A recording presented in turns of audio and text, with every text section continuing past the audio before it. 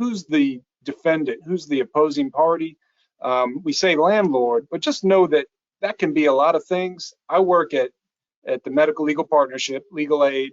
Most all of our clients are low income. So we have things like subsidized housing, so-called public housing, the Greenville Housing Authority, Section 8. You hear these terms, veterans housing or low income tax credit housing. So those are what I'm going to call public housing or subsidized, some sort of involvement in the federal government or a housing authority.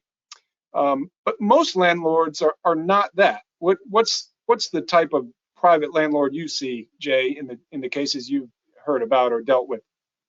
Yeah, jumping off that last point you made though, Kirby, which is a good one, is there could be other avenues for you just other than the court system, other than the Landlord-Tenant Act, because the idea, of course, is you put pressure on your landlord to do the right thing here and give you a healthy apartment. So, and Kirby, you know this area better than I do, but in terms of Section 8, I know there are different regulations and oversight boards out there.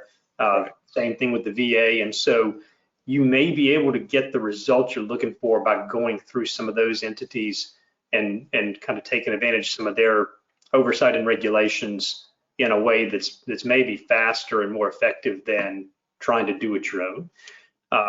But back to the question that you asked, if you were in just kind of a regular apartment that's owned by some company or house owned by a landlord, then your defendant is going to be mostly the property owner, which is the landlord. Now, a lot of times those guys use property management groups, and I would include them and go through them as well.